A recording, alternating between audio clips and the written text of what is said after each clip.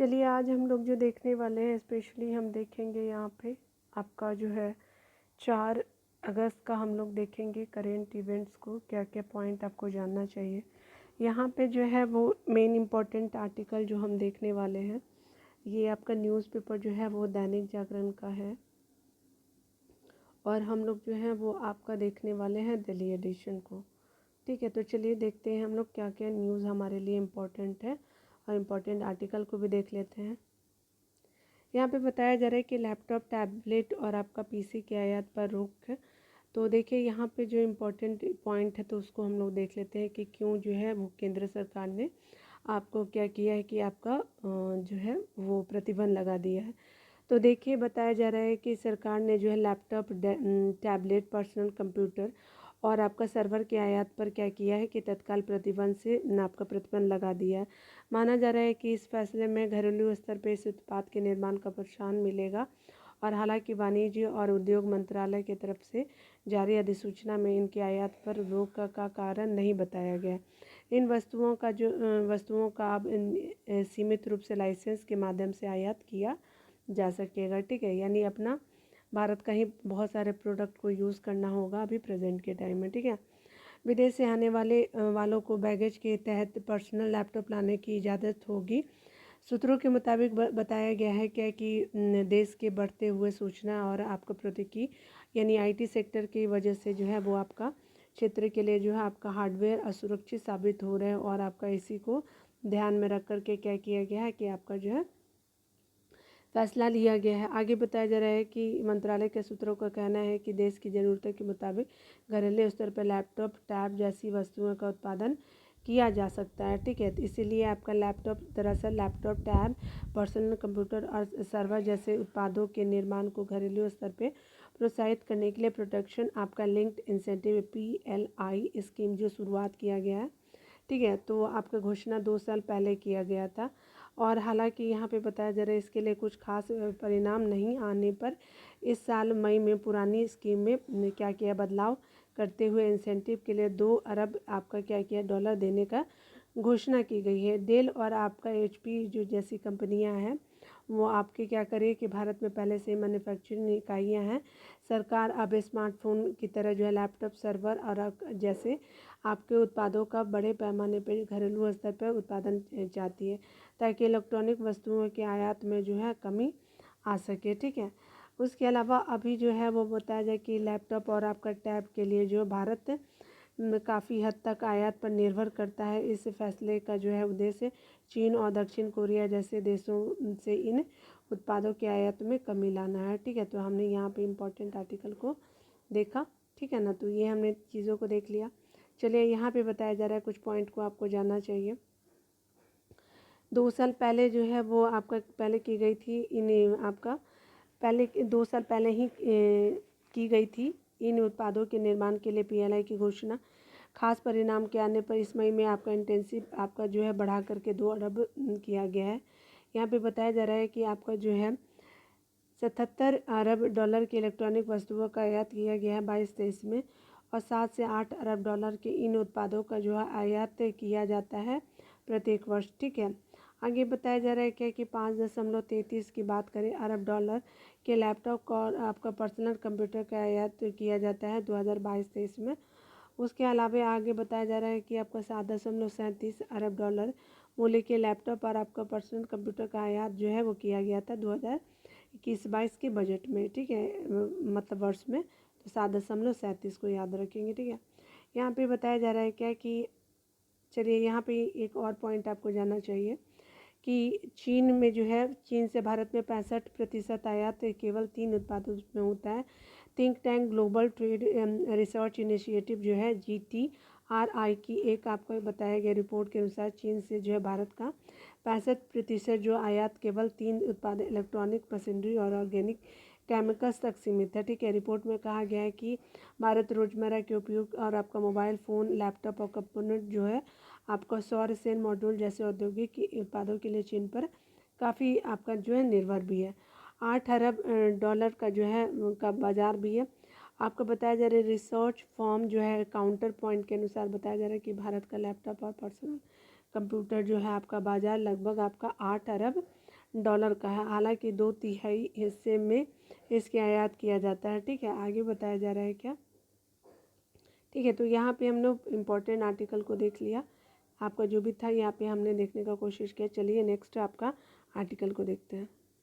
यहाँ पे देखिए आपका जो एक आर्टिकल है आपका डॉक्टर मुकुल श्रीवास्तव जी के द्वारा, ये आपके लखनऊ में प्रोफेसर है।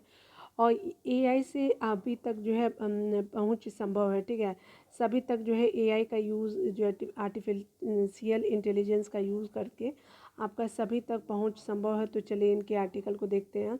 इनमें कुछ इंपॉर्टेंट आर्टिकल आपको देखने को मिलेगा एआई से रिलेटेड। ठीक है, यहाँ पे बताया जा रहा है कि आर्टिफिशियल इंटेलिजेंस आज जो है अधिकांश क्षेत्र में क्रांति ला रहा है और हेल्थ केयर कोई अपवाद नहीं है। ठीक है, आगे बताया जा रहा है कि स्वास्थ्य सेवा क्षेत्रों में एआई तक व्यापक शब्द है, जो आपका जटिल आपका चिकित्सा डाटा का विश्लेषण, उसे आपका समझने और प्रस्तुत करने के लिए मानव अनुभूति की नकल करने के लिए मशीन लर्निंग एल्गोरिदम का क्या करता है, उपयोग करता है। ठीक है, देश में बताया जा रहा है कि स्वास्थ्य सेवाओं का स्वरूप भी बदल रहा है, जिसे जो कोरोना काल में तेज़ी मिली है। ठीक है, अब ई कंसल्टेशन यानी आभासी परामर्श वास्तविकता है कि जो आपका ऑडियो और वीडियो कॉन्फ्रेंसिंग आपका टूल के माध्यम से किया जा रहा है। सरकार की टेलीमेडिसिन प्रैक्टिस जो है आपका गाइडलाइंस के द्वारा देश के सुदूर इलाकों में जो चिकित्सकों को इंटरनेट के माध्यम से अपनी सेवाएं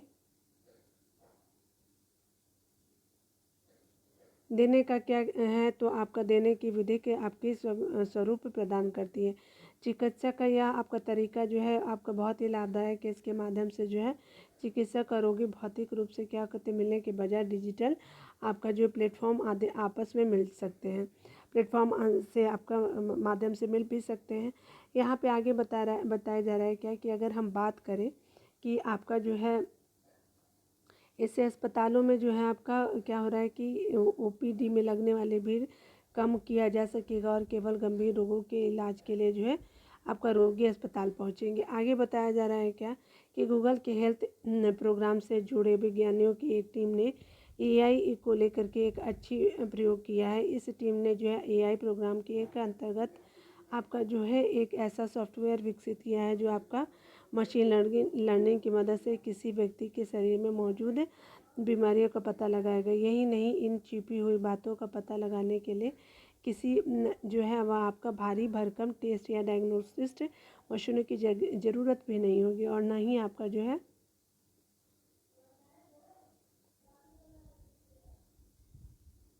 इसके लिए ब्लड सैंपल लेना पड़ेगा। इसके लिए आपको जो है और आपके गूगल का खास सॉफ्टवेयर जो है आपका प्लेटफॉर्म या फिर दूसरे कैमरा डिवाइसों के द्वारा जो है आँखें स्कैन कर लेगा। ठीक है,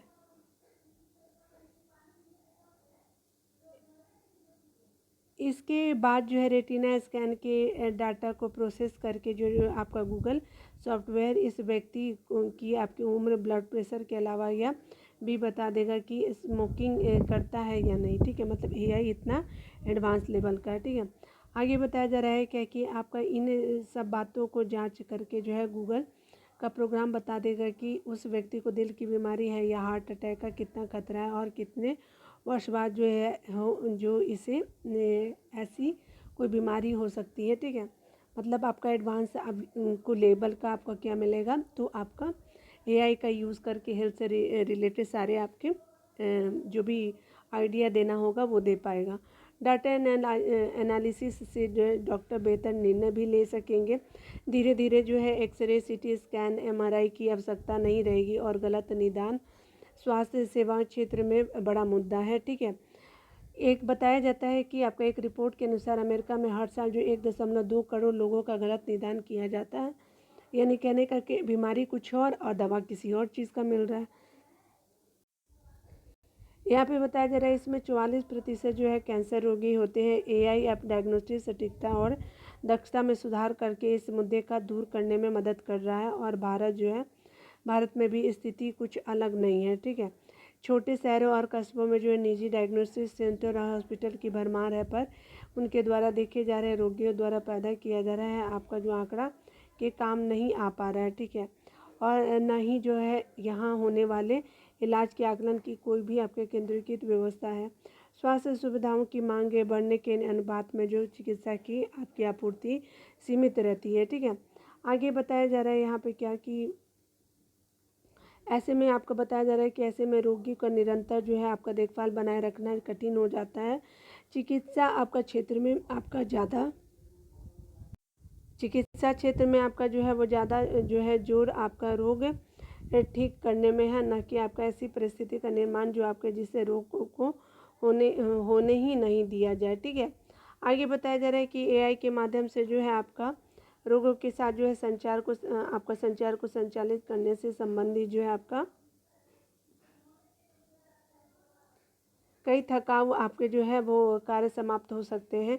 इन कार्यों में बचाए गए आपके रोगियों को जो है आपका समय को रोगियों की देखभाल में लगाया जा सकता है, जो स्वास्थ्य पेशेवरों का मुख्य उद्देश्य है। एआई डाटा का त्वरित विश्लेषण जो है भी कर सकता है, रिपोर्ट प्राप्त कर सकता है। उसके अलावा रोगियों को संबंधित डॉक्टरों के पास भेज सकता है। एआई सर्जरी को सुरक्षित और स्मार्ट बना सकता है, और यह जो है रिमोट सर्जरी का भी जो है आपका सक्षम बनाता है, जिसे दुनिया में कहीं से भी जो है उस क्षेत्रों में दिया जाता है। ठीक है, आगे बताया जो है किया जाता है, और यहाँ पे सर्जन आपका उपलब्ध आगे बताया जा रहा है कि जहाँ जो सर्जन उपलब्ध नहीं होते हैं वहाँ पे आप क्या है तो आपका ये आप यूज़ कर सकते हैं। ठीक है, आगे बताया जा रहा है कि भारत में इंटरनेट के उपयोगकर्ताओं के हिसाब से जो है आपका विश्व का दूसरा सबसे बड़ा देश है। ठीक है, एआई का उपयोग और आपका बताया जा रहा है क्या कि आपका इंटरनेट की पहुंच जो है स्वास्थ्य के क्षेत्र में आपके क्रांतिकारी परिवर्तन ला सकता है। एआई जो है आपका सभी जगहों पर पहुंचने के लिए हेल्थ आपका कार्ड की डिजिटाइज करना आपका जो है महत्वपूर्ण कदम है। ठीक है, वर्तमान स्थिति में अगर बात करें सरकार का संरक्षण और विभिन्न स्टार्टअप की शुरुआत जो है भारत की आर्टिफिशियल इंटेलिजेंस को जो है अपनाने के लिए जो है आवश्यक गति प्रदान कर सकता है।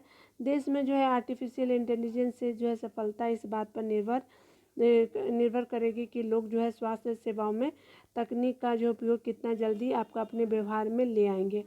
आगे बताया जा रहा है क्या जो आपका क्या तकनीक उन्हें यह भरोसा दे सकता है कि जितना कि मनुष्य दे सकता है।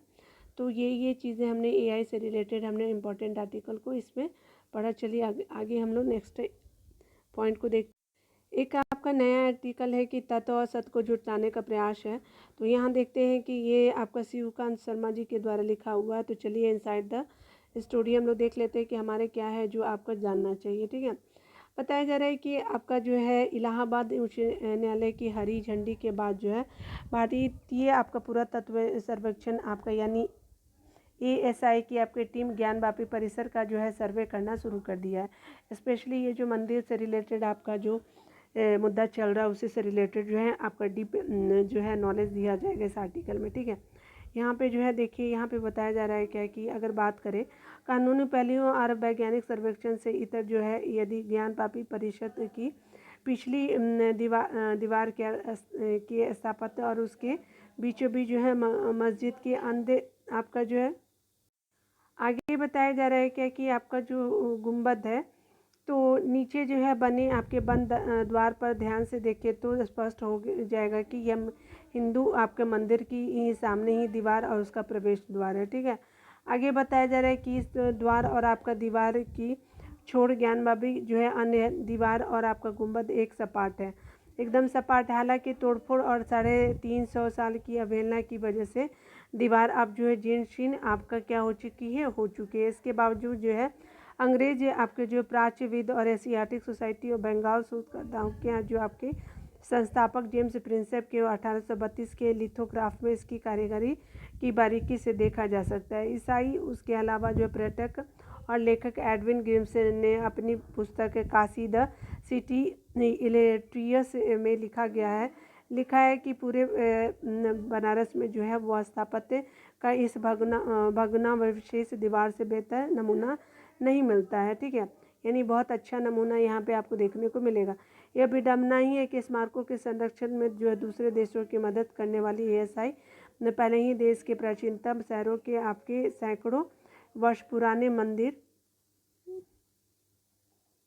के विध्वंस से बची आपके दीवार और आपका जो है वो प्रवेश द्वार के संरक्षण में असमर्थ रहा। ठीक है, आगे बताया जा रहा है क्या, इससे पहले आपका वाराणसी की अदालत ने 1936 में आए आपके इलाहाबाद न्यायालय के 1937 के आपके फैसलों में जो है स्पष्ट रूप से स्वीकार किया कि ज्ञान वापी को जो है वो प्राचीन मंदिर की जगह बनाया गया। ठीक है, आगे बताया जा रहा है कि औरंगजेब के समय में इतिहासकार साकी आपका मुस्ताद खां की आपकी मौजूद पुस्तक माया शीर या फिर मयाशीर ए आलमगीरी में जो है औरंगजेब का जो है वाराणसी के विश्वेश्वर मंदिर को तोड़ने का यह फरमान मौजूद है, जो 8 अप्रैल 1669 को आपका जारी किया गया था। साथ ही जो इसके बाद इसके दरबार में 2 जून 1669 को क्या होता है कि वह रिकॉर्ड भी मौजूद है जिसमें फरमान अमल जारी है। ठीक है, खान या औरंगजेब के दरबारी नहीं थे, लिहाजा औरंगजेब के शासनकाल के बारे में उनकी बातों को प्रमाणिक माना जाता है। प्रिंसेप ने लिखा है कि ज्ञान वापी के तहखाने में प्राचीन मंदिरों से निकली आपकी प्रतिमाएं और प्रतीकों के भग्नावशेष रखे हैं। उसके अलावा वीडियो सर्वेक्षण से उनकी बातों की भी पुष्टि हुई है। ठीक है, आगे बताया जा रहा है कि ज्ञान वापी की पश्चिम मंदिर पर पश्चिम दीवार पर स्थापित नासिक के त्र्यंबकेश्वर मंदिर की बाहरी दीवार जैसा है, जो आपका सिद्ध करता है कि यह आपका अकबर के समय बनाए गए आपका जो है विश्वेश्वर मंदिर की दीवार थी। ठीक है, आगे बताया जा रहा है क्या कि जिसे जो है मानसिक की सहायता से टोडरमन ने आपका क्या किया कि मराठी मूल के पंडित नारायण भट्ट के निर्देशन में बनवाया। इस मंदिर का वर्णन अगर बात करें तो 1632 में जो है काशी की यात्रा पर आए आपका ग्रेट व्यापारी पीटर मुंडे ने अपने पुस्तक the travels of Peter in Europe and Asia में किया है।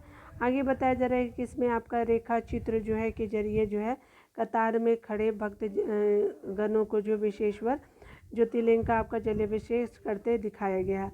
हालांकि सवाल उठता है कि मंदिर से पहले इस स्थान पे क्या था और आपका जो मंदिर यहाँ नहीं था तो फिर कहाँ था। इसका सप्रमाण उत्तर दे पाना आपका संभव नहीं है, क्योंकि इससे पहले 1447 में जौनपुर के जो है आपका मोहम्मद शाह सरकी ने यहीं पर बने विश्वेश्वर मंदिर के विध्वंस किया और सरकी के हमले के बाद जो खंडर में ही पूजा होती रही और शायद एक पाठशाला भी चलती थी, जिसे आज 1494 में सिकंदर लोदी ने क्या किया कि हमला कर नष्ट कर दिया। वाराणसी के जो है मंदिर हिंदू विद्या और आपका जो है श्रद्धा का केंद्र थे, इसलिए विशेष रूप से इस्लामी आक्रांताओं के निशाने पर रहते थे। ठीक है, मंदिरों पर जो है वो हमले की शुरुआत जो 1194 में मोहम्मद गौरी के गुलाम कुतुबुद्दीन ऐबक के आपके हमले से हुई और जिसने कन्नौज के राजा जयचंद को हराने के बाद जो है वो आपका वाराणसी के सैकड़ों मंदिर लूट कर जो है मिट्टी में मिला दिए गए। उससे विश्वेश्वर मंदिर की जगह रजिया मस्जिद खड़ी कर दी। इस हमले का विवरण जो इतिहासकार हसन निजामी की पुस्तक ताज उल आपका माआसिर में है। रजिया की मस्जिद वर्तमान जो है विश्वनाथ मंदिर और आपके ज्ञान वापी से पूर्वोत्तर में लगभग 200 मीटर दूर तक जो है ऊंचे स्थान पर है। आगे बताया जा रहा है क्या कि अगर हम बात करें और उसके बगल में जो है अवि मुक्तेश्वर महादेव का मंदिर है। ठीक है, 1669 में जो है औरंगजेब के निर्देश पर जो है ज्ञान वापी मंदिर परिसर में अगर मस्जिद बनाए जाने के बाद मराठा राजा ने बगल की ज़मीन पर मंदिर बनवाने की कोशिश की, लेकिन कामयाब नहीं हो सके और बाद में जो है फिर 1785 में क्या होता है कि अहिल्याबाई होलकर ज्ञान वापी के बगल में की ज़मीन पर काशी विश्वनाथ का जो है वर्तमान मंदिर बनवाने और उसमें शिवलिंग की स्थापना करने में सफल हो पाई। आगे बताया जा रहा है क्या कि अगर बात करें विश्वेश्वर ज्योतिर्लिंग का उल्लेख 12वीं शताब्दी के ग्रंथों में मिलना शुरू हो जाता है।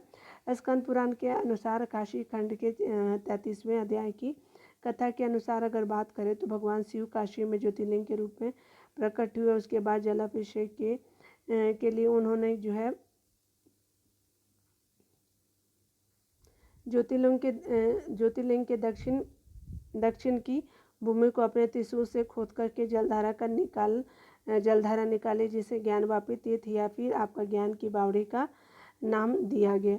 उन्होंने जो है वो काशी में सदैव उपस्थित रहने का आशीर्वाद भी दिया, जिसकी वजह से काशी को अविमुक्त क्षेत्र भी कहा जाता है।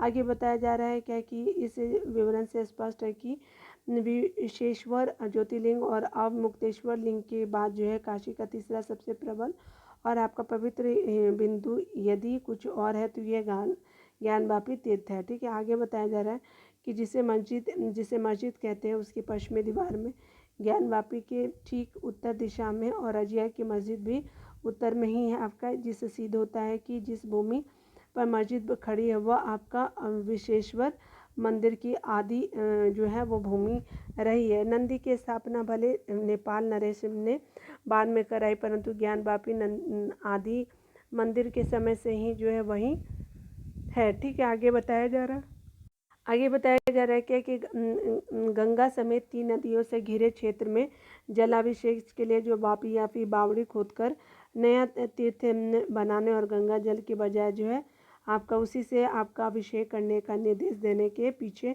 शिव जी का कुछ तो प्रयोजन रहा होगा।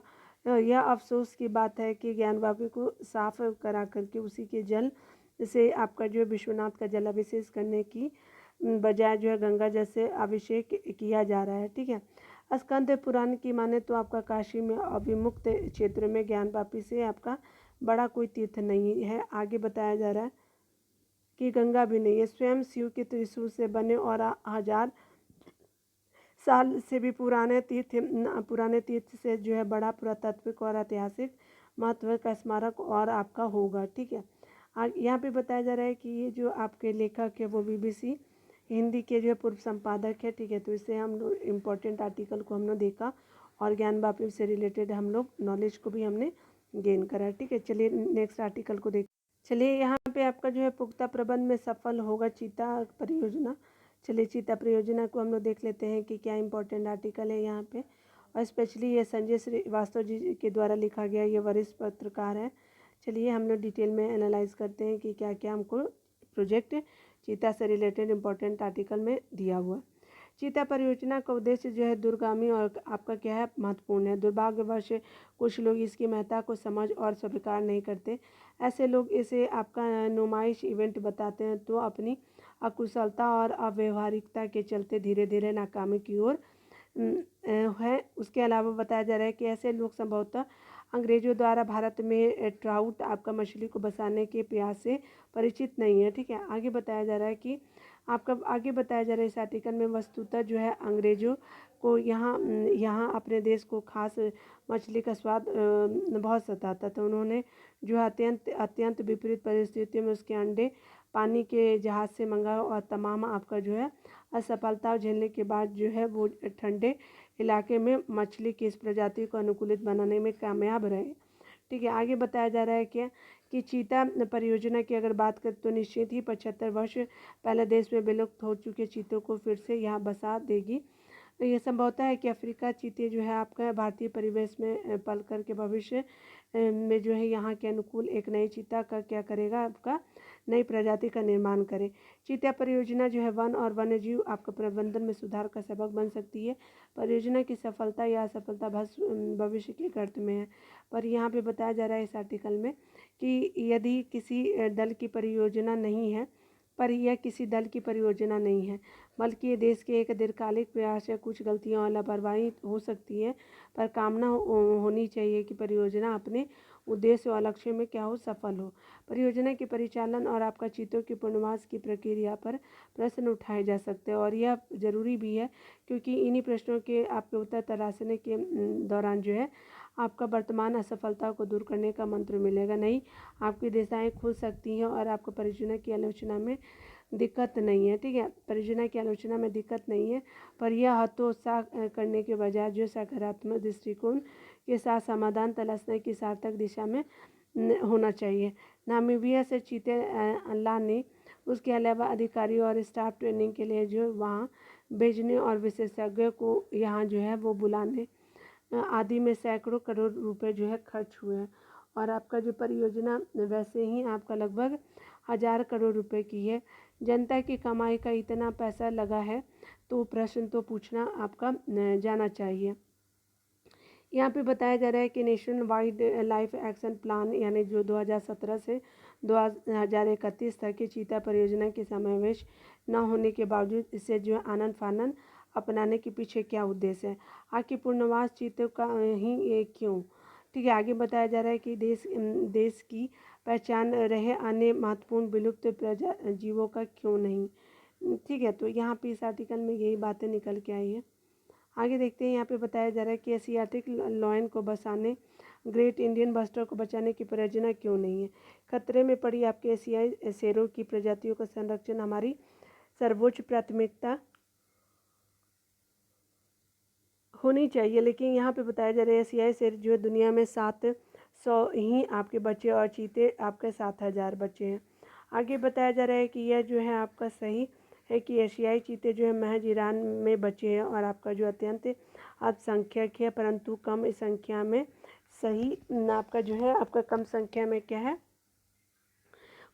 संख्या में सही उन एशियाई चीतों का को ही लाना है और जिनके पुरखे यहाँ रह चुके थे। ठीक है, आगे बताया जा रहा है कि जिनकी आनुवंशिक रचना की अगर बात करें तो परिवास का जो किंचित समर्थन करती है। अफ्रीका जो बताया जा रहा है कि अफ्रीकी चीता को जो भारत लाना परियोजना को खतरे में डाल किसी तरह उसे जो है शुरू करना कहा जाएगा। देश में जो है 75 वर्षों से जो है चीता नहीं होने से उसकी व्यवहारिक विशेषज्ञ नहीं होने के कारण उस पर सरकार ने जो टास्क फोर्स बनाई उसमें एक भी आपका चीता एक्सपर्ट नहीं है। चीते के तमाम तरह की भौगोलिक परिस्थितियों के अनुकूलन में सफल बनाने के बावजूद बड़े घास के मैदानों और ज़्यादातर चटियल आपका सतह वाले कोनों जैसे आपका अफ्रीका चीते का प्राकृतिक आवास नहीं माना जा सकता। यह उसके शिकार वाले जानवर नहीं के बराबर है और जबकि उसे शिकार बनाने के लिए कई हैं। ठीक है, आगे बताया जा रहा है कि कुनो नेशनल पार्क में की वहन क्षमता को बढ़ा चढ़ाकर क्यों पेश किया गया है। यह 10 चीतों के लिए भी छोटा है। ठीक है, यहाँ पे बताया जा रहा है यहाँ 20 अफ्रीकी चीते किस हिसाब से छोड़े गए हैं। जब आपका बताया जा रहा है क्या कि यहाँ सुप्रीम कोर्ट ने अफ्रीकी चीतों को लाने को आपके चीतों को नहीं लाने को कहा था। ठीक है, क्योंकि ये आपका अनुकूल नहीं था। तब नेशनल टाइगर कंजर्वेशन अथॉरिटी ने वादा किया था कि चीतों को उचित परिवेश में बसाकर उसकी देखभाल के साथ यहाँ देखते रहेंगे कि वे भारतीय परिस्थिति के साथ कितना अनुकूल कर पा रहे हैं। ठीक है, आगे देखते हैं हमारा क्या आर्टिकल है इम्पोर्टेंट। कोर्ट ने आदेश को स्वीकार कर इस दावे पर जांचने के लिए कमेटी बना दी, पर आज तक कमेटी की वर्तमान स्थिति पर क्या राय है पता नहीं है। आगे बताया जा रहा है कि विशेषज्ञों की इस बात पर जो है ध्यान न देना भी आपका सवाल खड़े करता है कि अफ्रीकी चीता देश के आपके जंगलों में प्राकृतिक तौर पे नहीं पनप पाएंगे। ठीक है, इसे जो है कम से कम 4 मीटर ऊंचे बाढ़ से घिरे आपको 100 से 200 किलोमीटर की जगह में रख करके स्वयं जो शिकार भोजन देना होगा और जो है आपका स्वयं शिकार देंगे तो बकरी भैंसे आदि, जबकि उसे छोटे जानवरों का शिकार पसंद है। ऐसे परिवेश में पोषित चीते कभी खुले जगह में रह नहीं पाएंगे। ठीक है, आगे बताया जा रहा है यदि ऐसा भविष्य है तो परियोजना का उद्देश्य भी समाप्त हो जाएगा, क्योंकि एक तो चीते बंधे माहौल में प्रजनन न के बराबर करते हैं और दूसरे चीतों को उच्च शावक मृत्यु दर का सामना करना पड़ता है। ठीक है, आगे बताया जा रहा है कि आखिर 9 चीतों की मौत के बाद चीता परियोजना अपने उद्देश्य और लक्ष्यों में सफल रहे, इसके बारे में सरकार नए सिरे से क्या विचार कर रही है। क्या ये वह अफ्रीकी विशेषज्ञ के संपर्क में और चीतों के मौसम रास न आने और आपका गर्मी तनाव संक्रमण, उसके अलावा कॉलर आईडी इन्फेक्शन तथा रोग प्रतिरोधक क्षमता कम होने जैसी वजह से चीता की जो है मौतों के बाद अब जो है उसके संरक्षण में कोई उपाय सुझा रहे हैं। यह सार्वजनिक करना चाहिए। आपका बताया जा रहा है कि परियोजना पर करोड़ों रुपए खर्च हैं, लेकिन आपका जो इसलिए अभी यह आपका तय करना होगा कि चीता परियोजना को देश के जो है आपका यानी भारत के पारंपरिक संरक्षण पद्धति के अनुरूप चलना है या किसी दूसरे नए मॉडल के अनुसार चलना है। अफ्रीका से आपका अगली चीता खेप आने से पहले चीता परियोजना के प्रबंधन को जो वर्तमान प्रबंधन पे पूर्ण विचार की ज़रूरत है। ठीक है, आगे देखते हैं।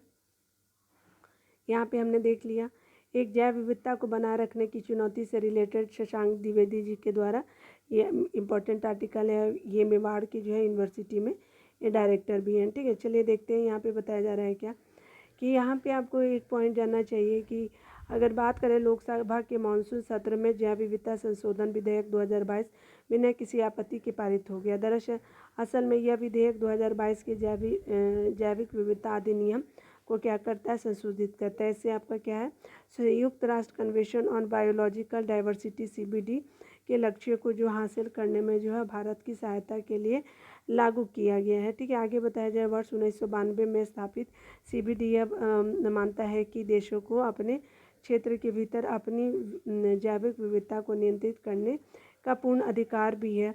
आगे बताया जा रहा है वस्तुतः वैश्विक जलवायु में तेज़ी से परिवर्तन हो रहा और वायु बेमौसम आपका क्या हो रही है कि आंधी, उसके अलावा तूफान और बरसात से हजारों लोगों की जान जा रही है।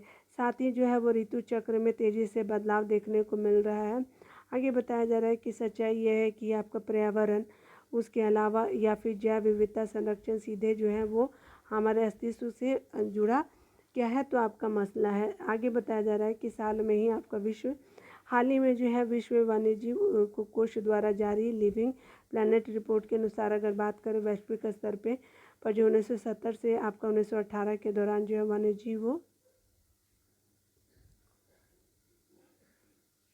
वन जीवों की जो है आपका आबादी की आपका 69% की गिरावट आई है। वहीं नदियों में पाए जाने वाले आपके जीवों की लगभग जो है 83% आबादी अब नहीं बची है। इसीलिए दुनिया भर में जो है आपका पाए जाने वाले पेड़ पौधे और आपका जीव जंतु की करीब तक जो है आपका 1/3 जो है प्रजाति भी विलुप्त होने के कगार पे है। एक तरफ मानवीय जनसंख्या दिनों दिन क्या हो रही है, बढ़ती जा रही है, और वहीं जो है मानव अन्य जीव जंतुओं और पेड़ पौधे को जो है नष्ट कर उनकी जगह भी परसता जा रहा है। ठीक है, आगे बताया जा रहा है कि वास्तव में जैव विविधता के संरक्षण के बिना विकास का कोई मतलब नहीं है। इस विधेयक में बताया जा रहा है कि दिए गए महत्वपूर्ण बदलाव औषधीय पौधों की खेती को बढ़ावा देते हैं और आपका पारंपरिक आपका भारतीय चिकित्सा पद्धति का समर्थन करते हैं। ठीक है, आगे बताया जा रहा है कि वे इस क्षेत्र में जो है वे सहयोगात्मक अनुसंधान और निवेश को प्रोत्साहित करते हैं। साथ ही औषधीय उत्पाद बनाने वाले चिकित्सकों और कंपनियों के लिए आपका जो राष्ट्रीय जैव विविधता प्राधिकरण से आपका क्या करते हैं, अनुमति लेने की आवश्यकता पे भी कम करते हैं। ठीक है, को भी आपका क्या करते हैं कि अनुमति लेने की आवश्यकता को भी कम करता है। इसका अन्य उद्देश्य की अगर बात करें तो वन उपज का आपका लाभ जो है स्थानीय लोगों तक पहुंचाना भी है। असल में यह संशोधन जो है उन मुद्दों का समाधान नहीं करता जिनका सामना भारत में जैव विविधता आपका संरक्षण में करना पड़ता है। एक सच्चाई यह भी है कि जल, उसके अलावा ज़मीन और आपका जंगल के संरक्षण के लिए जितने भी आपका अंतर्राष्ट्रीय सम्मेलन और कार्यक्रम होते हैं उनमें विकासशील और विकसित देशों में जो है देशों के बीच जो है आर्थिक मुद्दों पर जो विवाद होता है, विकसित देश जो है अधिक जिम्मेदारी उठाना नहीं चाहते और वे चाहते हैं कि विकासशील देश ही आपका जो है जैव विविधता दुनिया में जो है वो जैव विविधता दुनिया में गर्म होती जलवायु, कम होते जंगल और आपका प्रदूषित होती नदियाँ सभी को बचाने का काम करे। यहाँ तक कि इन कार्यों के लिए पर्याप्त आर्थिक मदद देने के लिए भी तैयार नहीं है। आगे बताया जा रहा है क्या कि जैव विविधता के लिए आधुनिक विकास और प्राकृतिक संरक्षण दोनों के बीच संतुलित तालमेल बैठाना जरूरी है। अन्यथा इनकी खामियां जो है इसका खामियाजा प्रकृति को भुगतना पड़ेगा। जैव विविधता पर संकट इसका ही नतीजा है। आगे बताया जा रहा है कि कोरोना का जो है आपका जो है वो आपका वैश्विक संकट इसका एक नतीजा था और अभी भी यह कायम है। जीव जंतु पर जो है वो पौधों की लगभग 50 प्रजातियाँ रोज विलुप्त हो रही हैं। ठीक है, इसलिए आपका परिस्थिति तंत्र का संरक्षण किया जाना बहुत ही आवश्यक है।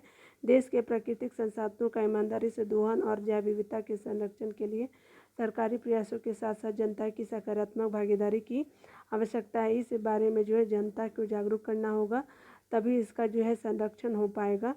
आगे बताया जा रहा है इस आर्टिकल में कि जैव विविधता के संरक्षण का सवाल की बात करें तो पृथ्वी के अस्तित्व से जुड़ा हुआ है, इसलिए आपका वैश्विक परिस्थिति को कैसे बचाया जाए इस आपके बारे में समूचे जो है विश्व को गंभीरता से विचार करते हुए आपका ठोस निर्णय लेना होगा। ठीक है, इस आर्टिकल में हमने चीता से रिलेटेड देखा और आपका वैश्विक आपका जैव विविधता से भी हमने देखा। ठीक है।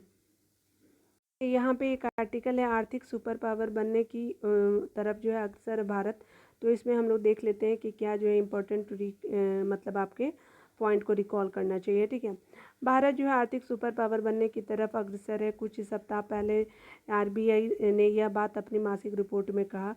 शुक्रवार को आर्थिक शोध और बाजार पर नज़र रखने वाली दुनिया की 2 दिग्गज एजेंसियां Standard and Poor's and Morgan Stanley ने इस बात की तस्दीक कर आपका भारत की आर्थिक जो है आपकी क्षमताओं पर आपका क्या किया, विश्व बिरादरी के बढ़ते भरोसे को सामने ला दिया है। डाटा रिसर्च और एनालिटिक्स फर्म S&T ने जो है वो नई दिल्ली में जारी अपनी रिपोर्ट में जो है कहा है कि भारत जो है वो आपका कभी सभी उसी स्थिति में है।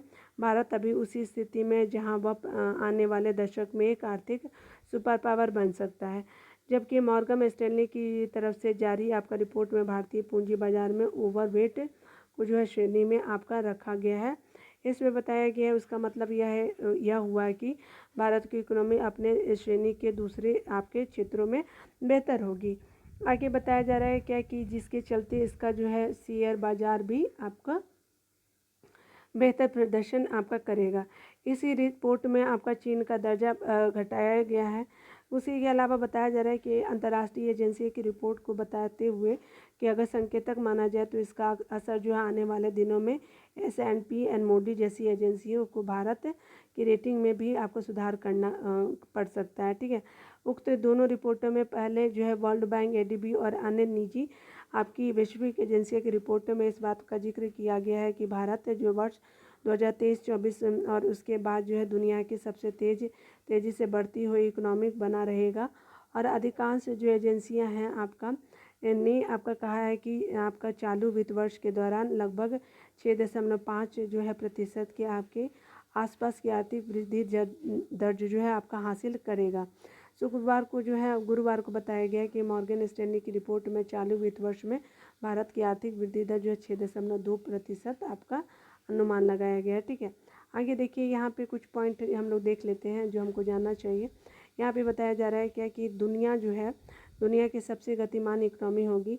S&P की नई आपका लुक फॉरवर्ड इंडियाज़ मूवमेंट में बताया गया है कि भारत को दुनिया का सबसे गतिमान और आपका तेज़ी से बढ़ती हुई इकोनॉमी के तौर पे चिन्हित किया गया है। 2024 में बताया गया है आपको 24 से 31 के बीच अगर बात करें तो भारत की औसत आर्थिक वृद्धि जो है 6.7% रहेगी। और इसकी वजह से क्या होगा कि भारत जो है मौजूदा 3.4 अरब डॉलर से बढ़कर के 6.4 आपका 6.7 अरब डॉलर की इकोनॉमी बन जाएगा। साथ ही प्रति व्यक्ति आय में 4500 आपका डॉलर प्रति व्यक्ति आय होगी। ठीक है, हो जाएगी। आगे बताया जा रहा है कि यहाँ पे जो है ज़्यादा से ज़्यादा महिलाओं को जो है कार्य क्षेत्र में लाना होगा। S&P की रिपोर्ट में बताया जा रहा है कि भारत की आर्थिक वृद्धि दर जो है आपका 67.8 अगर आपको करना है, यानी कहने का मतलब कि आपको अगर आपको ये आपका 60 मतलब 67.8 आपका करोड़ के कार्यबल बल आपका 67.8 करोड़ श्रम के कंधे पर टिका हुआ है। ठीक है, वो उसी के अलावा हालांकि ज़्यादा से ज़्यादा महिलाओं को कार्य क्षेत्र में लाना होगा। और 2022 तक जो आंकड़ा बताता है कि भारत को सिर्फ 24% महिलाएं काम करती है अभी जो रिपोर्ट है। और दूसरा बात मैन्युफैक्चरर को ज़्यादा बढ़ावा देना होगा। ठीक है, याद रखेंगे कि ऊर्जा क्षेत्र में बताया गया है कि 2050 तक जो है भारत की ऊर्जा मांग दो गुनी बढ़ जाएगी। ठीक है, तो इम्पोर्टेंट आर्टिकल को यहाँ पे हमने देखा। आगे बताया जा रहा है क्या कि अगर हम बात करें यहाँ पे तो यहाँ पे बताया जा रहा है कि 2000 यहाँ पे देखते हैं, यहाँ पे इम्पोर्टेंट पॉइंट में बताया जा रहा है क्या कि अगर हम बात करें इंफ्रास्ट्रक्चर क्षेत्र में 3 करोड़ आपका नौकरियाँ आपका होगी सृजित।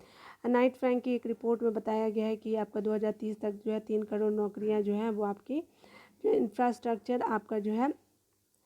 इंफ्रास्ट्रक्चर क्षेत्र में सृजित होगी। इसकी बड़ी वजह यह है कि शहरी क्षेत्रों में आपका घरों की मांग बढ़ रही है और आपका सड़क, पोर्ट, आपका एयरपोर्ट, अन्य आधारभूत आपके जो ढांचे के निर्माण पर खर्च पर भी आपका सरकार खर्च बढ़ रहा है। ठीक है, तो ये हमने इम्पोर्टेंट आर्टिकल को देखा यहाँ पे। ठीक है, तो मिलते हैं अगले वीडियो में, तब तक खुद का ख्याल रखिए, पढ़ते रहे, टेक केयर।